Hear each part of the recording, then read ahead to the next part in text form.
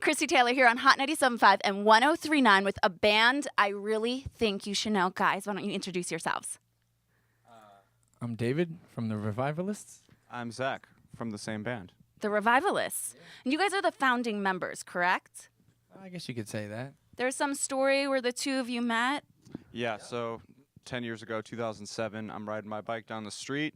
He's playing guitar and singing on his front porch, just killing it, just really just belting it out there. Okay. And I'm like, damn, this guy's really good. So I stopped my bike to enjoy the moment, have a listen. He stops playing the song. I'm like, man, what? Don't stop. You know, I'm enjoying it. Just go ahead. So he finishes the song. And turns out he just moved to New Orleans. Was looking for musicians to meet. We end up showing each other stuff on guitar, songs all day. End up hanging out. Rest is history. Wow, that's amazing. So just walking down the street in New Orleans is how you met. Biking down the street. Yeah. Oh my gosh. Yeah. That's crazy. And how did you find the rest of the members? There's 7 of you in total, correct? Yeah.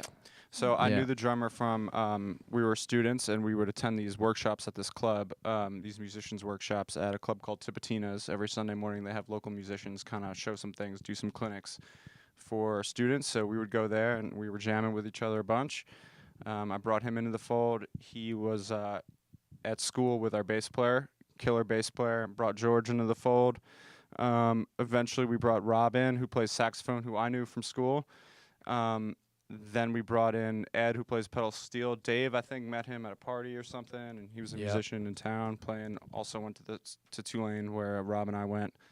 And then we brought in Mike Gerardo, who is an unbelievable musician, keyboard player, vocalist, trumpet player. He started sitting with us, doing some recording with us, and we've had essentially the same crew since 2007. Or the same crew, not essentially. 10 years. Yeah. And you all get along still. 2010. For the most part, yeah. And you're the only one that didn't go to Tulane?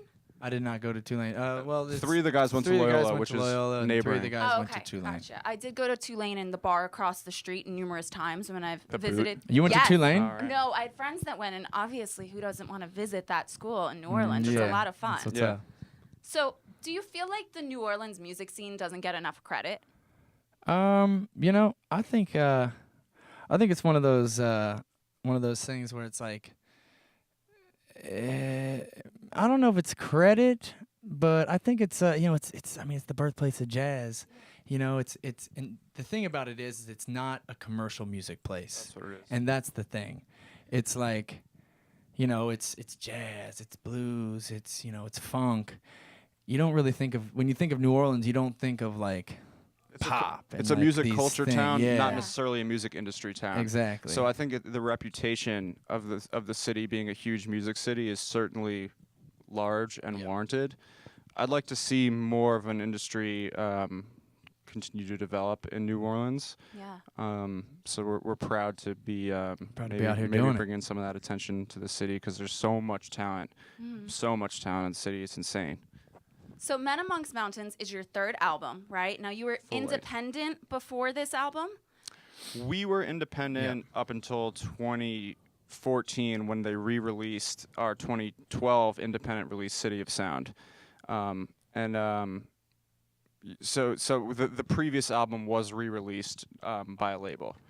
Gotcha. What's the difference between being indie and then being picked up by a major label? Basically, You're looking at it. We get to do this we kind get of to do stuff this and get these stuff. radio Okay. pushes. you know, we got a little more power behind us. You know, some more Yeah. money behind us. You know, The I mean, label was it telling takes, me that- you know, it takes some of that stuff to get things done. You know? Yeah, I heard that your song, your latest single, actually has been breaking records a little bit. Wish I knew. Yeah. It broke Yeah, the it's crazy. single week spin record for alt radio. That's amazing. insane. Congratulations. 14 years. It was 14 broken the years. previous week by Imagine Dragons, but before that, the record stood for 14 years by Linkin Park. So you just totally beat nuts. Imagine Dragons record. Yeah. And they crossed to all sorts of formats. Their Yeah. reach is like unstoppable. So yeah. you guys could be on that same path. How does that feel?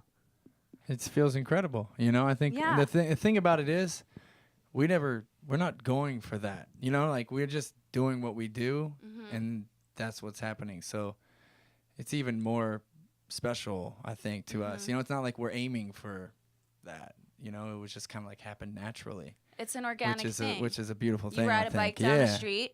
You never know who you're going to run into singing beautifully, I might add. And then you come together, you put a 7-piece together, you do the whole band, you get some traction on the first 2 albums. You get signed. Now the third album, Men Amongst Mountains, is out, right? Yep. And you're having even greater success. You're going on bigger tours. I mean, what's the dream? Who would you love to tour with?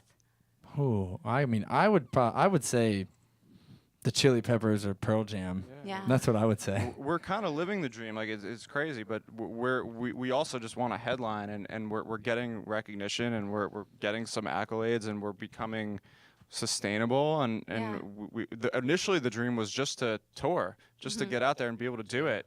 And our ambition continues to grow, as is human nature. Like, you always end up wanting more, but we're very ambitious, and the dreams are continuing to grow, and we're having a lot of fun doing it. Yeah. And it's totally like we weren't originally in it to like be like, oh, we're gonna be #1 on the radio charts. Like, certainly not. But that's really cool. Like, we'll take that. Yeah.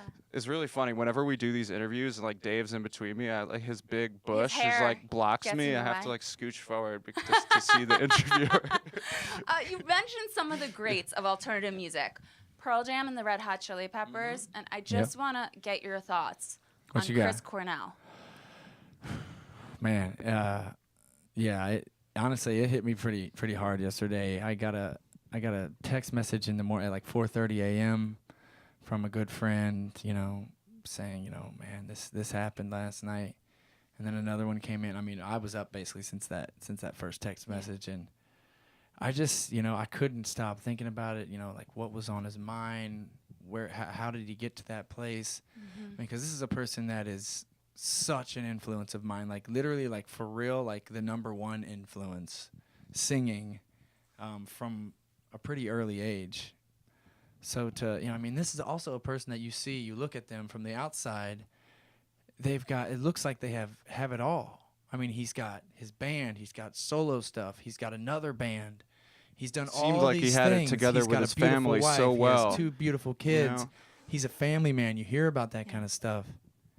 And then one episode in a night, poof.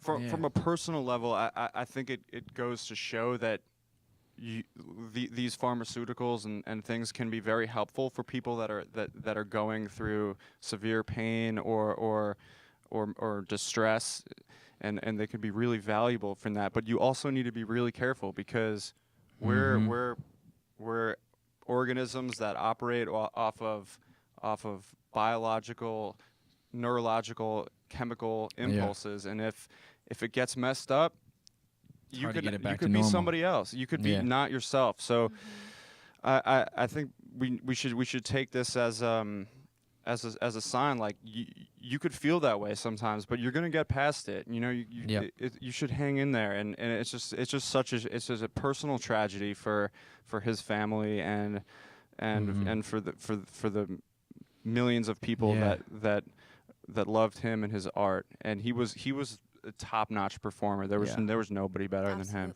and it's a damn shame. That's just is, and we just wish his family and friends and fans the best, and his legacy will certainly live on. Yeah, I mean, clearly you mentioned he's influenced you as an artist, so that is hugely, living on right there. Hugely. Yeah. I think we're gonna cover some of their songs now too. Which songs would you cover? I mean, a couple of my favorites are. I love "Burden in My Hand." Let's see here, that Audio Slave tune, "Like a Stone." Yeah.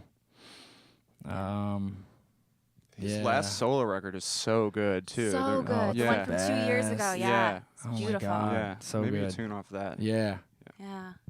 It kind of makes me think about actually the title track of your third album, Men Amongst Mountains. Now, you can repeat the lyrics, the chorus, what you say in there. Love makes it easy. It makes it all right. Stuff like that, right? It could be, I feel like that song could be the song of a movement, right? It could be a song of this generation. It could be a song to combat anything politically that's going on, right? Absolutely. That's what we need right now is more love. And that song, I'm so glad you played it acoustic earlier, because I think the instrumentation on it is beautiful. Your voice on it is beautiful, but the message of that song is absolutely, like, to me, the most powerful message on the entire record. So I just want to thank you for making that song, and I'm curious where it came from, what inspired it. I mean, that's love, basically. You know, I think we were touring a lot, and, you know, touring takes a toll. Yeah. You know, on your body and your mind, and, you know, I think it was just something that just kind of came out, you know, at a time when that's what I needed, and maybe that's what we needed, you know, and it was just kind of like a constant reminder to myself and us, you know, that's what it's all about. It really does. If you want to go, you can go into that other way, but if you really just act on love, things are going to be all right. Keep the force benevolent. Yeah. Keep things positive too, right? Yeah. So when we're talking about the song that everybody knows now, Wish I Knew You. Yep. Was this about someone that you crossed paths with that you never spoke to, or is there a hidden story that you're not going to reveal? You know, it's funny. So that's a tune. So I'll just say, ever since the song came out, we have gotten so many emails. I've gotten, like, you know, probably 20 Facebook messages, or, you know, whatever. Or 20 million. 20 million, you know, whatever.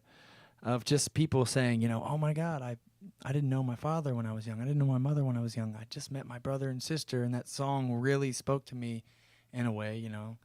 And I'm just thinking, like, reading these, I'm just like, wow, you know, like, I never thought about that, you know, when I wrote the song, but it's transcending in all these different areas, the message. And so when I get asked that question, I'm a little hesitant to, like, give the actual inspiration of it, because I don't want to, like, ruin it. Yeah, don't kill it for anybody who's, like, so I think we just let it be what it is, I guess. Okay, cool. I don't know. Well, congratulations on all the success. We really appreciate you coming in and playing 3 songs acoustic today. It's awesome. You can check it out at hot975phoenix.com.